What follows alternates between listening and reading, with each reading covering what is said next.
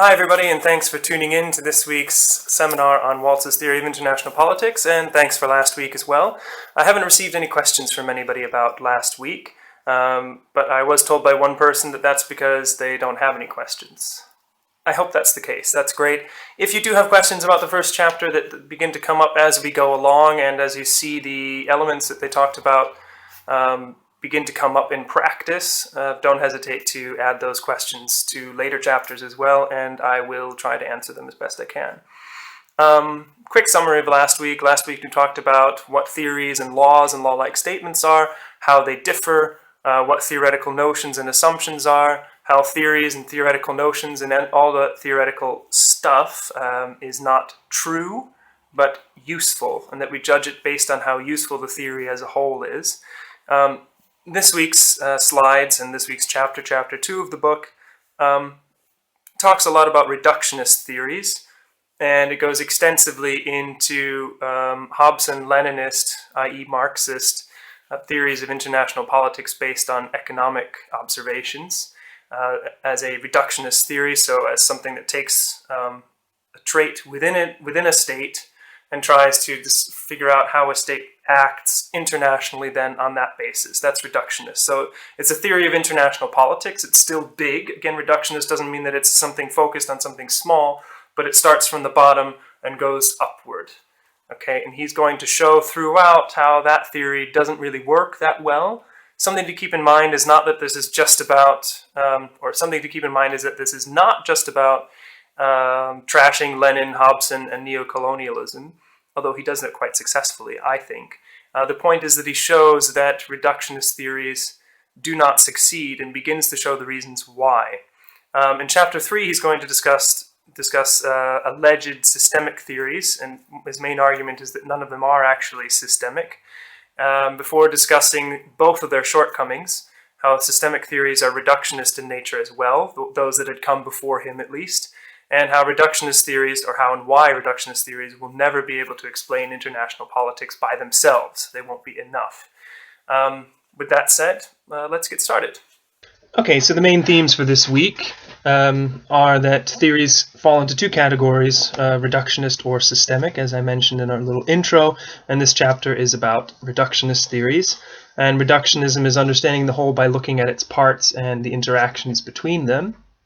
And this has worked well for some fields like biology, but it has failed to provide elegant, powerful theories for international politics. And this chapter will look at some of the best reductionist theories and explain why they in particular fail, rather than why necessarily reductionist theories overall fail. You'll have to wait for chapter 4 to find out more about that. Okay, so theorists have been tempted to reduce because, as he says, national decisions and activities seem to be of overwhelming importance. So it's understandable that theorists have said, we need to look at that. Because who makes the decisions about what a state does? It's leaders, right? And if it's a democracy, the voters, the electorate. This is where you're going to find that the causes of decisions made on the international level, at the national level, right? It seems quite logical. And how could any explanation above the level of the state be as important or more so than ones involving the characteristics of states or nations and their leaders, and particularly who their leaders are? He's not going to answer that in this chapter yet, but first he's going to tear down the reductionist approach. So the reductionist approach is the one that says, let's look at the characteristics of national leaders, how the economy is set up, whether it's a democracy or not, and things like that. Let's look at the characteristics of states and things below the level of the state to figure out what the international activity would be. That's a reductionist theory, and Waltz is going to tear some of them down and begin to lay the groundwork for why a reductionist theory cannot provide a sufficient answer to it, and then begin to answer the question of how an explanation above the state could be at least as important as explanations at the state level or below. So first, set up your straw man and then tear him down before presenting your own argument. Okay, so when Waltz says that Hobson and Lenin's theories are some of the best reductionist approaches, he means that in the sense that they are powerful and that they explain a lot of things, including big stuff like imperialism, war and peace, and that they're elegant, which means they involve only a few elements, a few variables. They're not complex. They're simple, and they claim to explain a lot of things. That's something that a theory should be, ideally, so that's one good thing. They also offer explanations and predictions that can be tested, so they are testable. You can draw hypotheses from their theories and then test those hypotheses, so they are falsifiable, which a good theory must be. And they've stimulated a lot of debate, which a good theory should also do. And he therefore chooses them as a really good type of reductionist theory in order to illustrate the reductionist approach and eventually to show why that approach fails overall. Okay, so if he had chosen a crappy reductionist theory, you might be able to dismiss him out of hand. But he's saying, no, I'll take the best one out there, the one that claims to explain the most, that's very simple, that's falsifiable, that it's stimulated a lot of debate. And you have to remember, of course, he was writing this in the 70s, the early 70s, I think. And so these theories, he's going to talk about new dependency theory, neocolonialism, and things like this. Those theories were quite dominant at the time as alternatives to standard type of realism. They're less dominant now. A lot of the authors that he talks about throughout the book, who he's trying to counter, have disappeared. We no longer hear much about them, but Waltz is still a big name, which is because his theory was so convincing and well written. Okay, and Waltz now sets out to test the Hobson and Lenin theory. It's reductionist and economic in approach, and therefore its theoretical assumptions, which are non-factual, remember, are economic. And the theory should be judged on three elements. One, whether the economic theory is valid. And two, we can draw hypotheses from this, whether the economic conditions envisaged have held in most imperialist countries, and also whether most countries in which the conditions held were also imperialist. Okay, so what is Hobson's theory? Hobson's theory is that because wealth tends to concentrate in the hands of the few, and wealthy people spend less of their money than the poor, who often spend everything they have in order to survive, spending in the economy as a whole will not match the productive power created by the wealthy, who can continue to invest in increased capacity, but since they accumulate wealth and don't spend it, there will not be enough demand for goods at a price that can turn a profit for wealthy investors.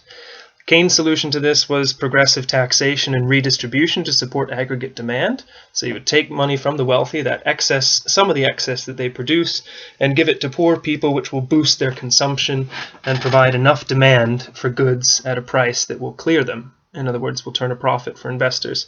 Hobson's view was that countries would turn to imperialism. You can view the last paragraph on page 21.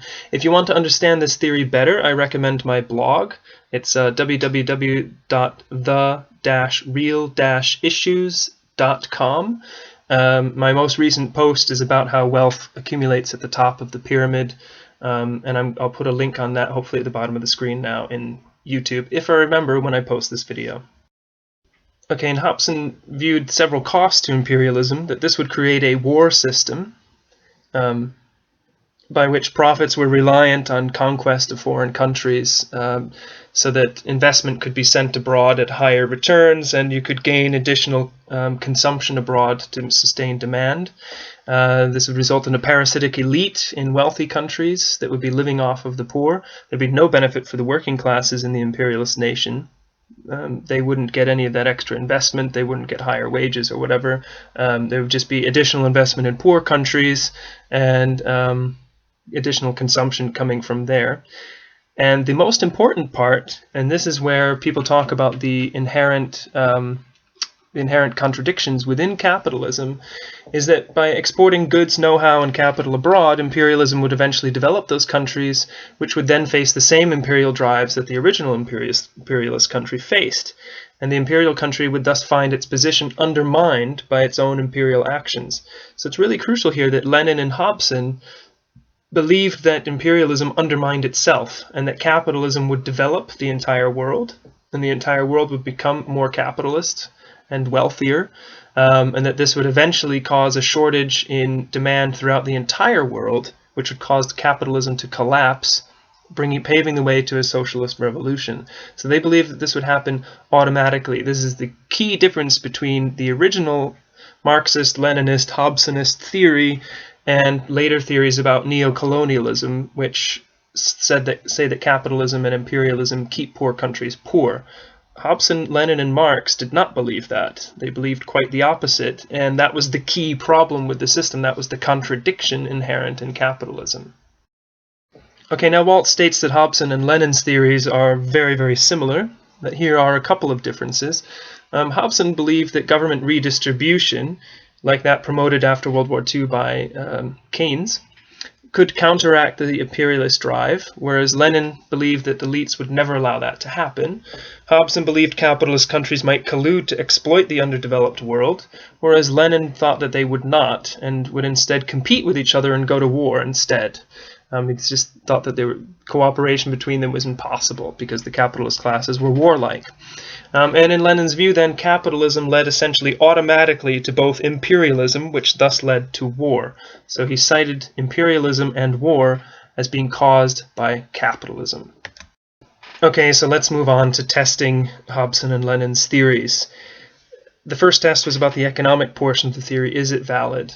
The theory that the concentration of wealth would lead to underconsumption is compelling, and in my most recent blog post I talk about that. Whether this underconsumption leads to redistribution of the export of capital, on the other hand, and in the case of the export of capital, whether imperial conquest is necessary to secure such outflows if they do occur, depends on political and economic conditions at home and abroad, and cannot be explained by an economic theory alone. So Waltz has already discovered in the very first test a very serious problem, in that, okay, so underconsumption happens and there is surplus capital and not enough returns available at home. What happens with it?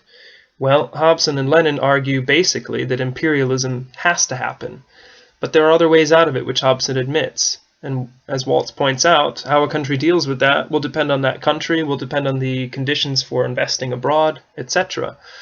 So it's a serious flaw to the theory already, but he will consider tests 2 and 3. Okay, so tests 2 and 3 can be taken together. Are or were most of the imperialist countries both capitalist and surplus producing, and were most countries that were both capitalist and surplus producing also imperialist?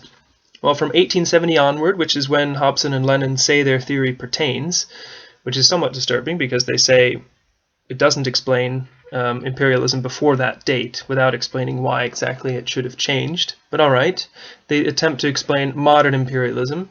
Fine. And from that point onward, practically all capitalist states were imperialist. However, some did not export capital, some did not produce surplus capital to export in the first place. Britain seems a perfect example because it produced a surplus and it invested quite a bit of it abroad, but the biggest recipient was the United States, which was as advanced as Britain economically throughout most of the period.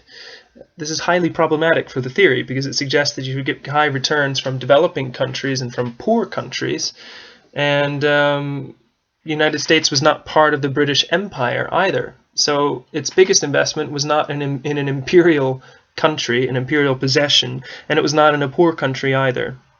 Moreover, a number of imperialist states were not capitalist, enough to refute the theory outright. Those include states like Japan. Japan was imperialist, but was not capitalist at the end of the 19th century.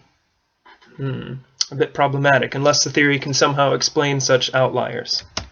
Alright, and as just mentioned, there are a couple of other criticisms, including that the effect within the theory, or the y variable, which is imperialism, is much older than its cause, or the x variable, capitalism. And Hobson and Lenin only claim to explain imperialism after 1870, but as I mentioned, why would the age-old causes of imperialism now no longer apply and have been replaced by capitalism as a cause? And he writes a funny quote here: "It is as though Newton claimed to have discovered the explanation of gravity only from 1666 onward, and left it to someone else to explain it before that date." It's definitely quite a valid criticism. It's highly questionable why that would be the case. Okay, and particularly disturbing for the theory is that the alternative view also seems very, very reasonable. And the alternative theory put forward would be that advanced countries were imperialist because they were advanced, not because they were capitalist. They were advanced because they were capitalist, and they were imperialist because they were advanced. All right, but throughout countries, empires have been built by those who have organized themselves and exploited their resources most effectively, not necessarily through capitalism. So the most advanced societies, the most powerful countries, have often become empires, and they became empires because they were powerful, not because they were capitalism before the era of capitalism. Now, capitalism was an extremely powerful force and made those countries powerful, so it helped them become imperial. All right, so capitalism did have something to do with British imperialism because it provided Britain with the power it needed to become an empire. Whether it became one, though, was down to politics internationally and domestically, not just economics. It provided the economic base Britain needed, but capitalism isn't the only way to do that. So that kind of ruins the theory when you see this alternative, which is quite reasonable. As Waltz writes on page 27, weakness invites control, strength tempts one to exercise it. All right, so the period after World War I provided an excellent time to test Hobson and Lenin's theories. Trotsky believed that the US would become the world's most imperialist nation and therefore cause the most wars after World War I, because it was the predominant capitalist nation already after World War I. But Joseph Schumpeter, who was an Austrian economist, believed that pre-capitalist military classes were the main causes of wars. That's an alternative theory of war that some of you may be familiar with if you've studied liberal theories of war. And he therefore believed, because the military classes were not very strong in the US, as it had never had a militaristic history, that the US would be the least imperialist country and that people needed to worry most about Germany and Japan. As we know now, of course, World War II later came and Germany and Japan turned out to be the countries that we needed to fear most. We should also mention, though, one correct prediction on behalf of Schumpeter is not enough to prove that his theory is correct, of course. And it's also a reductionist theory, by the way, so Waltz would argue it's also not enough. As colonialism declined, however, the Leninist theory had a serious problem. Okay, and the solution for saving Leninist theories about imperialism after the decline of empires was so-called neo-colonialism, which Waltz writes is the divorce of imperialism from governmental policies and actions.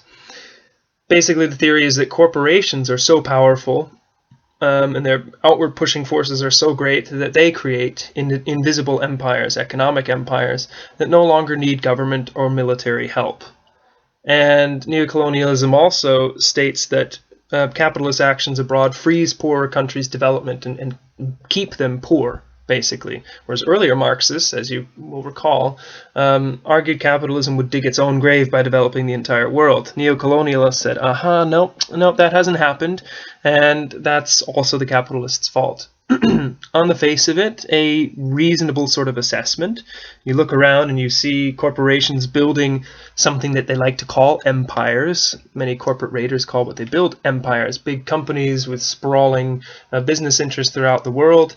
And we've seen a lot of poor countries, but not all of them, crucially, fail to catch up with the rich world. So what's going on? Could there be some sort of neo-colonialism keeping them poor? All right, now Waltz points out it's true that American economic operations abroad require little if any backing with military force, and that the economic capabilities of the wealthy mean that they do have an impact on the poor. But calling the influence of the rich over the poor imperialism is the first step towards saving Lenin's theory. Asserting that what capitalists do abroad is imperialism, whether or not they do it through empires and by force, helps turn the theory into a self-verifying one. The theory did not anticipate the facts. Instead, the definition of what the theory supposedly explained was changed to accommodate what actually happened. So this was not an attempt to explain the world. This was an attempt to shift the definitions within the original theory in order to make the theory now fit what was going on in the world. We should be highly suspicious about that as an explanation for things. And the theory fails to explain about how the rich keep the poor poor, for example. They don't do a very good job at that, and we will turn to that in a little bit. While we're talking about all this, I also want to make sure that you don't lose sight of the main point here. The point is the fact that the Leninist theory did not anticipate events. Actually, the opposite happens, and empires declined as states became more capitalist, is because it wasn't a proper explanation of them in the first place. And that, in turn, is because it was an attempt to explain foreign policy, which is the effect, via economic causes, altering the definitions and making the theory self-validating. inequality is now supposedly both the definition of imperialism and its effect. Basically, if there's inequality, then the more powerful is the imperialist country, and that's it, which is also the effect of imperialism, supposedly. And I have a little bit of a mistake here in the sentence, which is slightly confusing. Sorry about that. So, how national economies produce surpluses and how surpluses are used are different questions, and the second cannot be answered by a theory about national economies. You need a theory about foreign policy or something that looks at politics. This brings us to Chapter 2, Part 3, Section 2, which he calls Structure Without Behavior, or the Disappearance of Function. And in it he describes, you should just read this yourselves, he describes how one theorist, Galtung, takes neocolonialism to its extreme. And as I mentioned, he says being wealthier than your trading partners is by itself imperialism. That's it. That's how he finds imperialism. How the relationship keeps poor countries poor is not explained. One way that it could do so, and one way that I have heard from dependency theorists, is something about a decline in the terms of trade. And usually they use South America as an example of this, where you had natural resource exporters and prices for natural resources fell over time as their supply throughout the world increased and people became better at getting the natural resources. And so the terms of trade for South America declined even as they improved for rich countries like the United States. But as Waltz shows, an analysis of the terms of trade throughout the world provides a mixed result. Sometimes you had poor countries with improving terms of trade. This is a wider economic question. And it also doesn't show how wealthy countries manage to manipulate the terms of trade. So not only does Galtung's theory provide descriptions rather than explanations, he's describing, not explaining. He's saying how things are, but not really telling you why, which should be the point of a theory. But also his descriptive categories fail to correspond to realities, so even his descriptions aren't very good, and his explanations are non-existent. A pretty damning analysis of Galtung. This is all on page 32. Okay, if you're still unconvinced, how about the fact that before the Industrial Revolution, the vast majority of the human species was poor? How did the first countries get rich? They didn't do it through imperialism, because that wasn't possible. Because to be imperialist, you have to be richer than the others already. So it's a bit of a chicken and egg issue. And how have countries like Japan, South Korea, Taiwan, and Singapore, and these are examples that we have a bit of perspective on this that Waltz perhaps didn't have, although Japan already was wealthy. All of them have engaged heavily in trade with the West and North and have been free trading countries. How did they avoid being made poor by quote-unquote imperialism? And how has China come as far as it has as well, if imperialism is supposedly keeping countries poor? All those countries break the mold, and several others do as well. In the end, surely the major reasons for the material well-being of rich states are found within their own borders, how well they're organized, how well their economies function. That's the primary argument, and it's a good argument. Alright, the next section is called Over-Explanation, the Problem of Change. So Leninist theories have tried to explain more than the theories can bear. They're economic theories and they try to explain political outcomes. Neocolonial theorists admit, and there's an example on page 34, that public spending, i.e. redistribution, is enough to compensate for the surplus generated by the wealthiest, so you don't need imperialism. That surpluses will be generated and that the rich will seek to gain returns on them, which are the economic portions of these theories, holds true. But predictions and explanations of international political outcomes do not. Either the explanations are basically absent, or they've turned out to be incorrect. Constantly changing definitions to keep up with changes in reality is no good. It's not honest. It's not improving the theory, it's not helping explain anything. You're just going out there doing what you can to make the theory fit, rather than looking at whether the theory is good. Okay, so let's summarize this a bit. Lenin and Hobsonist theories are that capitalism causes imperialism. Therefore, the regulation or abolition of capitalism would stop imperialism. That's a logical assumption, a logical hypothesis to draw from that. And they also believe that capitalism eats itself by developing the whole world. The error within the theory, the main thing, is that they thought that the solution to the specific problem of imperialism in the late 19th and early 20th centuries was also a solution to the general and age-old problem of imperialism and even the war itself, which it wasn't, as we've seen, because there are more causes of war than capitalism or imperialism. States go to war that are not imperialist or capitalist. States are imperialist that are not capitalist. etc., etc. Alright, and here's a summary of neocolonial theories. They redefine Lenin and Hobson's terms in order to make them fit a reality not anticipated by the original theory in order to salvage the theory. So when things started happening that Leninist and Hobson theory did not anticipate, they said, okay, let's just change the definition so that the original theory continues to work. The new theories explain even less than the old ones, and as such are of little use, meaning they're bad theories and we can reject them. We don't need to use them for international politics, at least, anymore, as a way of looking at what causes war, etc. And here are a couple of useful quotes from page 36. According to most of the economic theories, the baleful influence of the strong over the weak is to be found only if the strong states are capitalist, but that's hard to believe. In other words, these theories tell us that if the states were strong, but not capitalist, then they would behave better, necessarily. That capitalism is the root of the problem. That's hard to believe because we know that states that are not capitalist but that are stronger than other states have also caused problems over the years. And have also had a negative influence, potentially, over weaker states. And there's also something to be said about whether the influence is only negative or always negative as well. I think there could be quite an argument made that modern capitalist states have a less negative influence over weaker states than countries in the past, than large empires in the past in pre-capitalist days did, before there were norms about what sort of behavior was appropriate. The second quote that I find useful is the necessary implication of the economic theories is that the strong and the weak can coexist without an imperial connection developing if the strong are properly constituted. In other words, the internal makeup of the states is key, not what they do externally. This highlights how reductionist the theory is. It's not about what they do, it's about what they are. And here actually Waltz reiterates, perhaps with better words, what I just said during the last slide, and that is that theories that try to explain international outcomes based on national characteristics implicitly assume that there are no good international political reasons for the conflict and the warring of states. If the causes were cured, would the symptoms disappear? This is doubtful. And that's because we know that all sorts of states with every imaginable variation of economic and social institution and of political ideology have fought wars. So getting rid of capitalism would not end wars or imperialism, because the two are not directly related. Only in the sense that capitalism is very useful and very good way to develop an economy which can give a state power. That's it. That's the only way they're related. So it's not very good as a theory about international politics.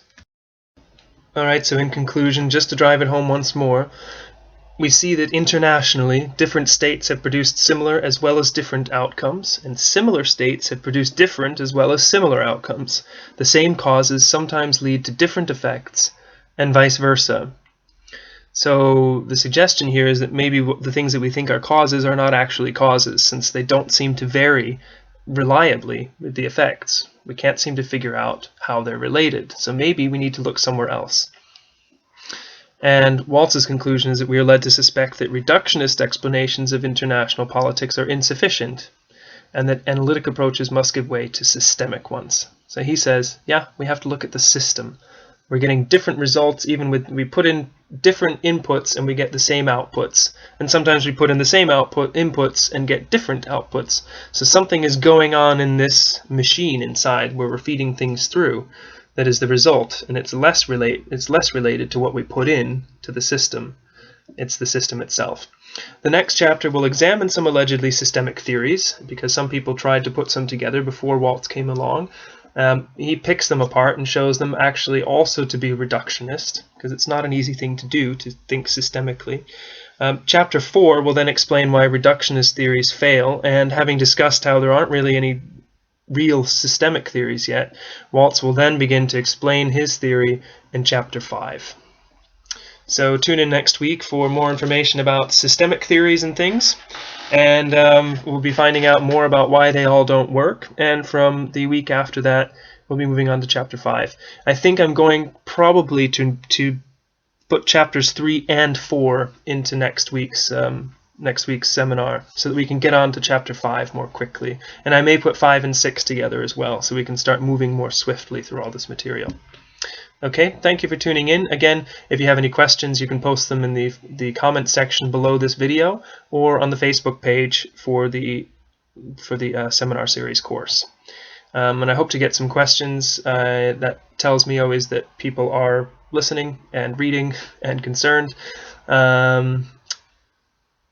If not, and you think everything was very clear, it'd be great if you could let me know that as well, because again, I'm trying to improve. So if there's anything wrong with this, or if you find it boring, or you're not coming along with it, or it's too difficult even as it is, please do let me know that as well, because I can try to improve it and make it better for you. Thanks a lot, and I will quote-unquote see you next week.